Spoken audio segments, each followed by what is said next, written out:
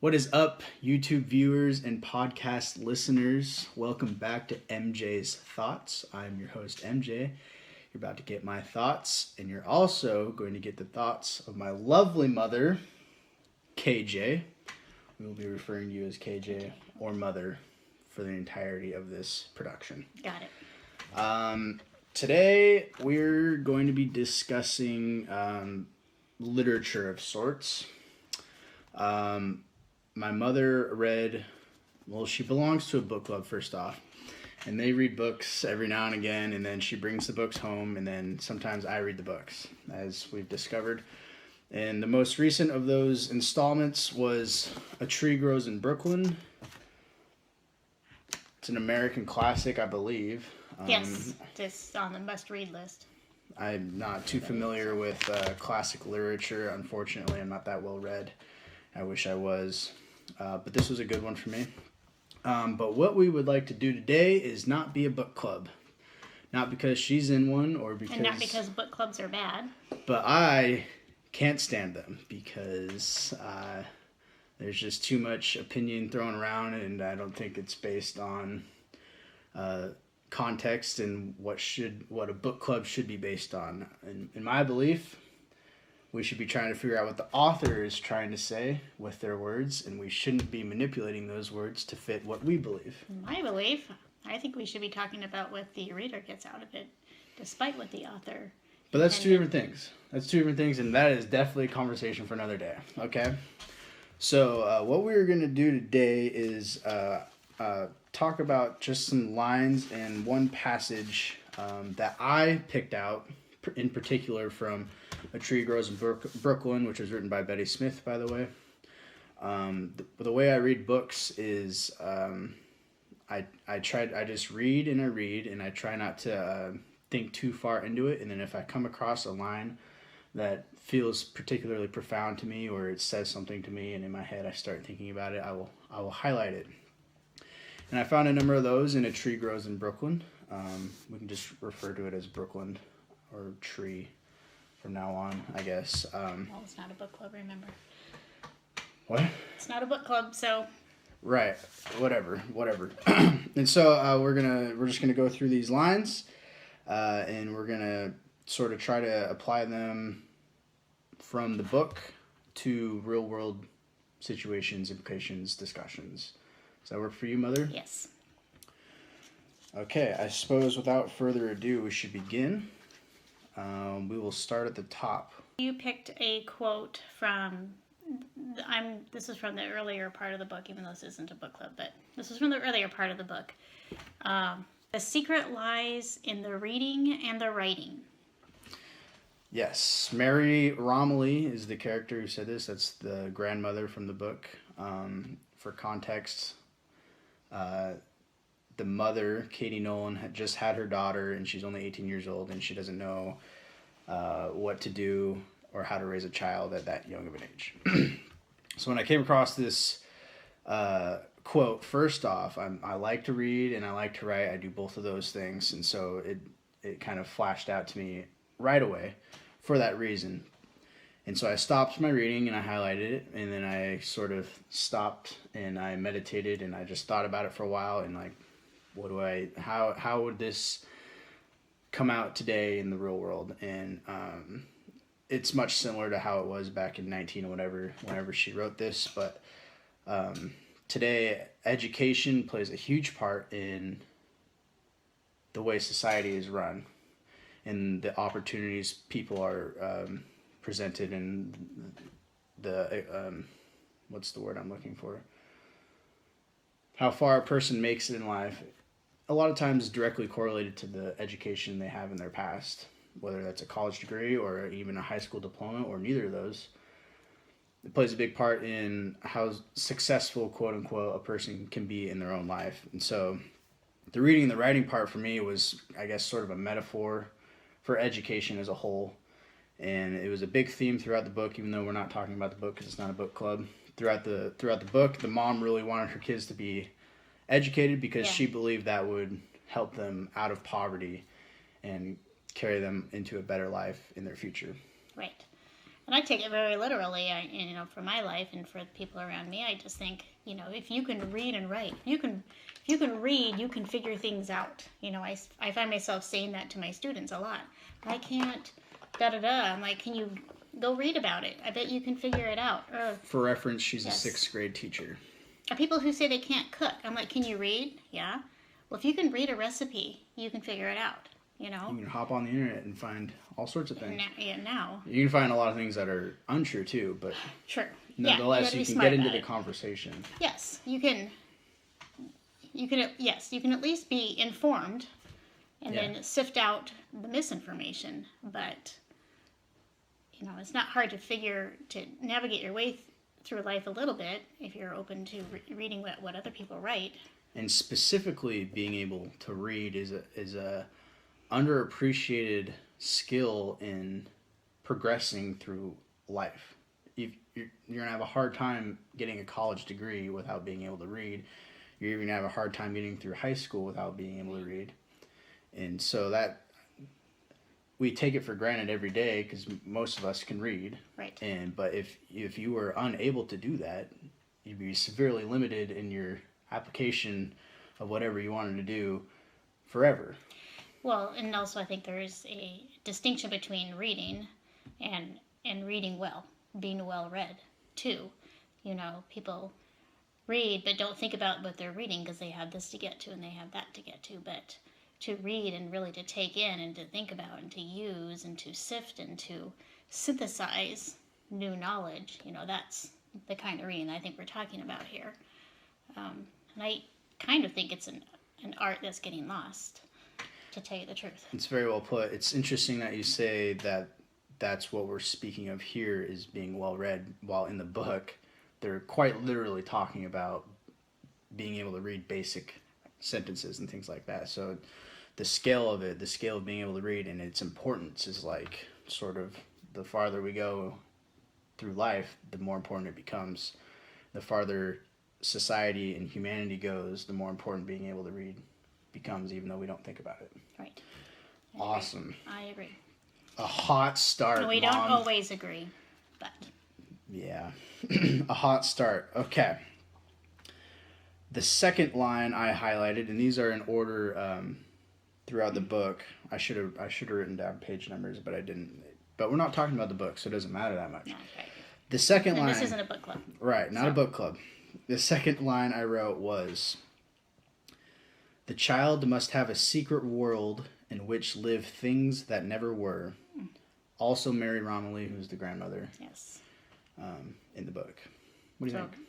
Love that line. Love that line. Everything I believe in that line right there. The joy of having a world all your own, not encroached upon by anybody else or any other thing. That's just bliss, And for kids to be offered that and to get to have that and to be safe having that, it's so sad when they lose it when they grow up. Yeah, well, I have a couple of thoughts piggybacking off of you.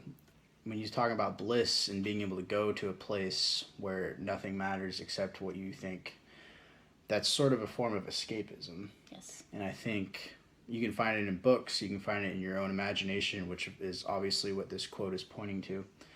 But even as adults, we lose it, but it's arguably more important for us to have it just to give ourselves a reprieve from all the chaos that we see on a daily basis. You turn on the news once and like 80 people have died, an earthquake hit, 4 car wrecks, yada da da da da da, and you just sort of get tired of it and you need to go somewhere else for a second because it's just the same stuff over and over again. Right. And I think when we grow up, we lose our own little secret world, but I think we still seek it out. So we seek it out through movies, fantasy movies that have a secret world, or reading books with a secret world. But all completely contained in the pages. Yes. It's its own little world. We still seek it, but we seek it in a safe, non-judgmental way. I was thinking of this quote while I was upstairs earlier, and I thought, how great was it? What utter bliss to have a secret invisible friend when you're little, right? And how accepting that is, and then, but to have a secret invisible friend when you're an adult, that's always kind of a no-no, you know. And that you bring that up, it's interesting because, I mean, I didn't have a traumatic childhood, thank goodness. Thank goodness, Mom. But a lot of kids do, and one way they get through that is, you know, having that imaginary friend. Yeah. And I sort of wonder if, because there are a lot of adults with mental disabilities and mental problems and depression and things like that, and I just sort of wonder if the fact if that particular individual person had an imaginary friend when they were young, was told that was silly when they got older, and then all of a sudden the friend disappears, if that had any sort of, I don't know anything about this, I'm not like a clinical psychologist or anything, but if that had any sort of effect onto their mental state now, I don't know. The other thing it sort of spoke to me about was the idea of potential. So when we're kids, we're able to dream up anything, rocket ships and flying saucers and things that don't exist now. But that's precisely the way human civilization moves forward, is by idealizing or the ideation of concepts or technologies that don't currently exist. And they don't exist until you work on them enough to put them into existence. And so, as adults, the power in having this is probably the power of innovation and moving the human race forward as opposed to backwards, which seems like what we're doing now. Right. My point is, like an example would be, a person with this mindset could solve climate change, theoretically, because just the complete reversal of it, and then a sort of a utopian way of living where there's no such thing as climate change and we don't have to worry about it forever. That doesn't exist right now, but it could. Okay. I know you're ready to move on. No, that's all good. I like how you're taking the idea of live. You, of course, take it too in a metaphorical, more of things that live, that you're thinking of it as exist. Of course, I'm thinking of it as a biological live, and I'm looking at this thinking a world of secret critters and animals and mythological creatures and Bridge to Terabithia type places, if you will. It doesn't surprise me that you go there. Yeah, you and your zoologist that's mind. sort of my thing. So. Yeah. Okay, moving on. Would you like to start off with this one? You really liked this one. I do like this. So Matthew pulled out the a quote here. It says, "Do not forget that suffering is good too. It makes a person rich in character." Also the grandmother. The first three were all from the grandmother, and they came from the same exact scene where the mom had just given birth and didn't know exactly what to do with her life because she was 18 years old with a child that she didn't know how to take care of. Yes. And again, just taking this, I'm a big believer in not making everything too easy for everybody, because then we don't realize our capacity to overcome, work through, persevere, realize we can do it.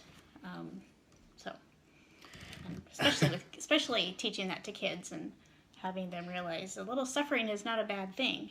You learn a lot through it. So I highlighted this with you in mind. I mean, I like it myself, and I share the same viewpoints as you. But for those of you who don't know, my mother grew up on a fishing boat, gutting salmon and tossing the innards overboard or what have you. So she's got some tough in her.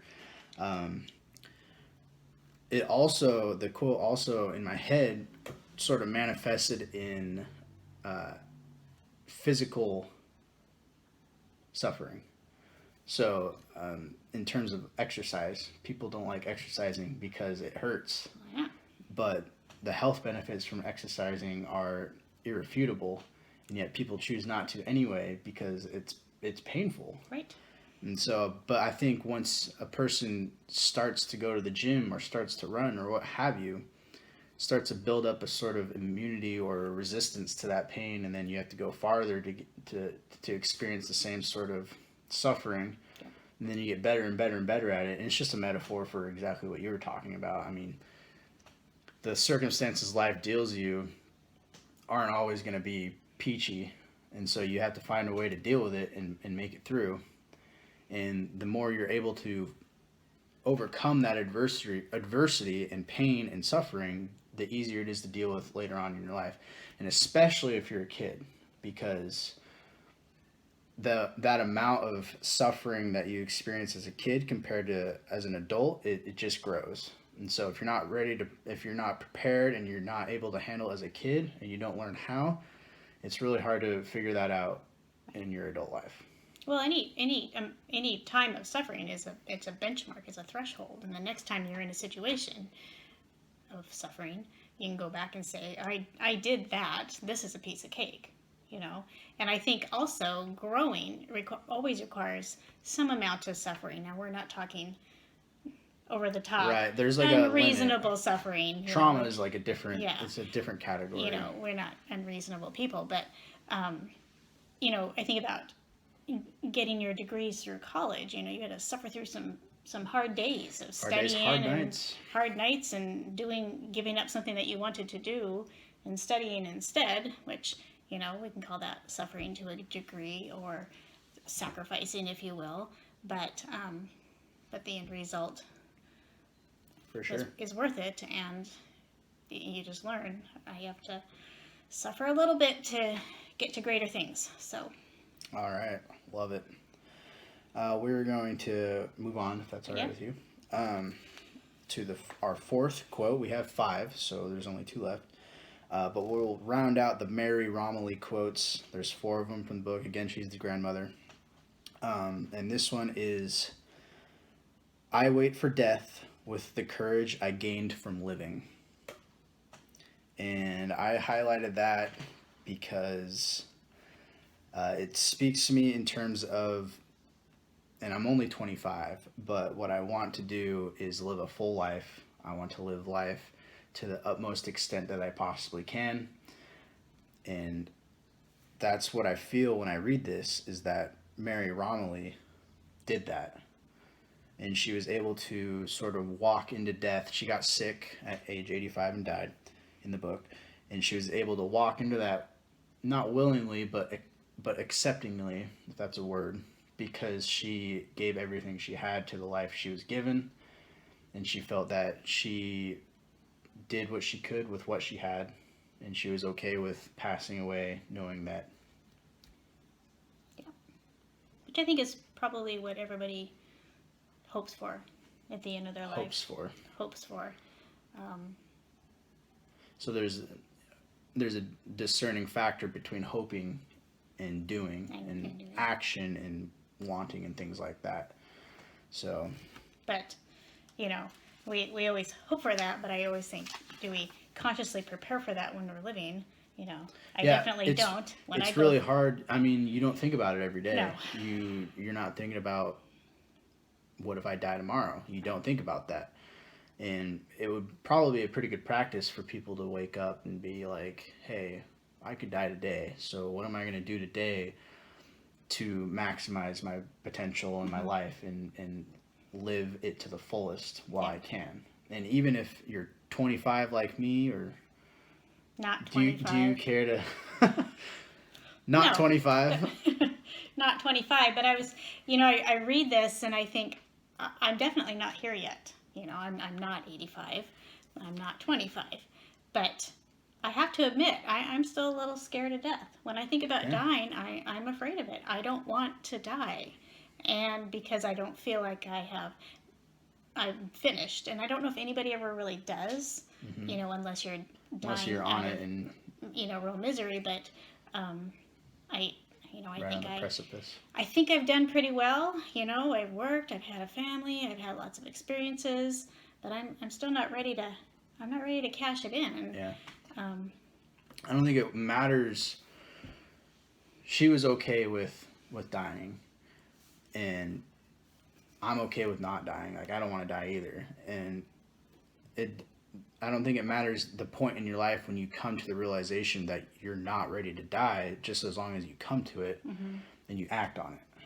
Yeah. Okay. Well, and like I said, for me, it's not even that I'm not ready to die. It's like I'm afraid of dying. Yeah. In terms of like where you're gonna go, or in terms of like it could happen. No, I guess maybe afraid isn't the right word. Here's the deal. I don't want to miss out. Oh yeah.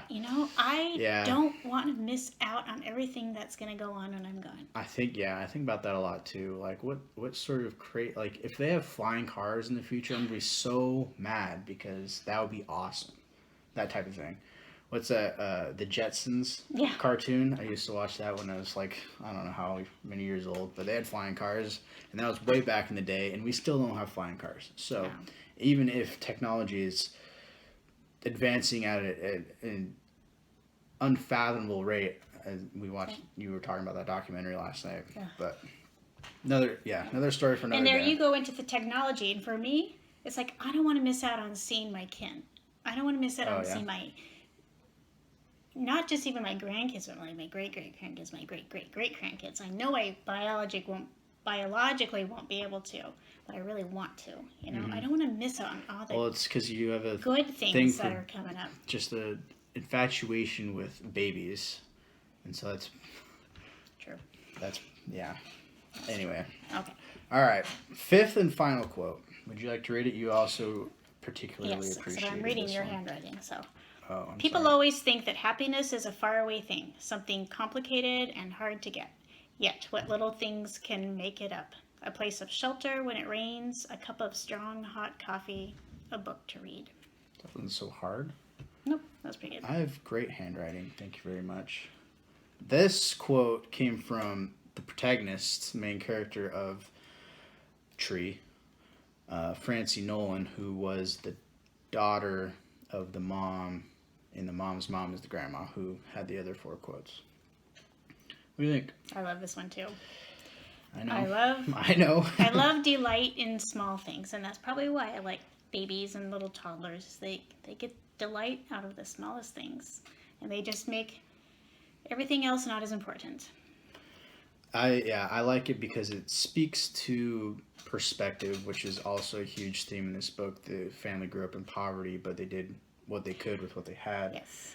And I find happiness in small things, not necessarily the ones in the list, and I don't necessarily say that to brag. I love books, but I think it's important to keep a perspective on life that not only is it unrealistic for us to sort of make millions of dollars or become famous, the cliche things that everybody wants in their life. It's not only unrealistic, but it's also unnecessary, because we don't need those things to be happy as much as society or the world or the internet wants us to think that we need those. All we need is shelter, food, water, and good social company. Probably people. And I was thinking that the close happiness, I think, is completely tied into one's level of curiosity.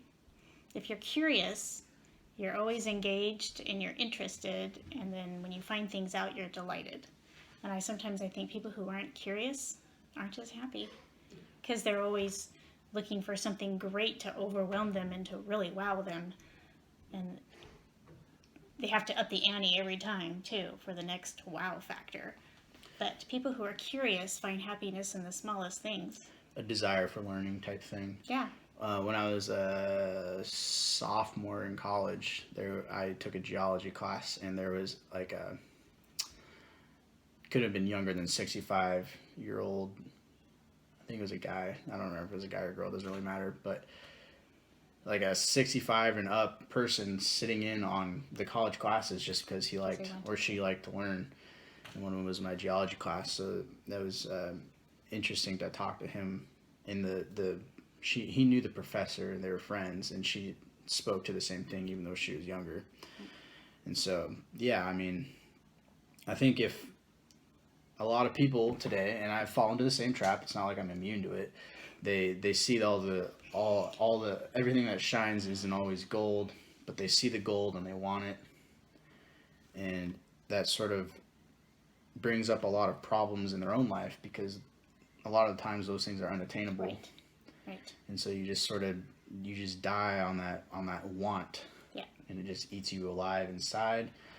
But if you just looked around one time, you'd be like, hey, sun's out today, the birds are chirping, I'm eating a delicious waffle with some coffee this morning. I don't drink coffee, but a lot of people do. Yeah. And if you don't need much more than that, you can't be upset. So a little bit of perspective goes a long way. A little bit of gratitude and appreciation. Yes. I don't think you have to look... A person doesn't need to look too far away to find at least a small source of happiness, I think. And I feel bad for those who do, who, I'm not going to be happy till I'm rich. I'm not going to be happy till I have people doing all of my work for me. I'm not going to be happy till I'm driving super fancy cars. Like, wow, that's going to be a lot of unhappiness for quite a while. And best of luck when those things happen. Is it worth it? I have my doubts. Yeah. Theoretically, you waste all those years, and you go back to the death quote, and if it takes you 50 years to attain all those things, that's half your life or less, and you used it and you were angry or so driven that you forgot to look around for a second for the entire 50 years, and now you only have half of that left to enjoy what you actually had the whole time and what you earned. And so, yeah. And that's when I talk to people about, some people want to do something, but they're always like, oh, we just want to wait until this. We want to wait until the kids are a little older. We want to wait until da-da-da. I always say, do it now. Yeah. Don't. You could literally die tomorrow. Right. Sometimes you do need to wait, but you're going to spend your whole life waiting. Yeah. And then wonder, why didn't I ever get that done? Why didn't I ever do that? And so that's kind of been a mantra later in my life, is like, something comes up, if I can, let's do it, because it may not come up again and again. Sometime I might be debilitated and won't be able to do the things that I like to do, and never going to get those opportunities back. That's part of the reason why I started recording these things. I don't want to wait to do it. Why wait? Even though only like 7 people are going to watch. But that's fine. That's okay. Hey, it doesn't bother me. You got to start somewhere. I'm sure I'll increase your viewership. Oh, you probably will. Go tell all your friends about it. Yeah. Well, that was the 5 quotes that I personally wanted to discuss. They came from A Tree Grows in Brooklyn. This is not a book club, and we are not reviewing the book. I enjoyed it, though. It was okay. She thought it was okay. It's kind of it's a character sketch, so Mom, this is not a book club. It's not a book club. We're not reviewing it. But that's what it was. Think on these quotes and think about how they apply to your own personal life, and maybe you'll come up with some insights, something to help you along, improve your life. Yeah. Please subscribe. Please like this video. Please share this video with anybody you know. That's like a YouTube thing. I feel obligated to do it. I don't know. And it helps me out. And then I think we're going to do this again. So feel free to comment too. If there's anything you want me to see or talk about or what have you. I actually enjoyed this very much. Thanks for having me too. Yeah, thanks for being on. We'll be doing it again. Okay. Until next time, this has been NJ's Thoughts. Have a good one. And KJ's Thoughts. And KJ.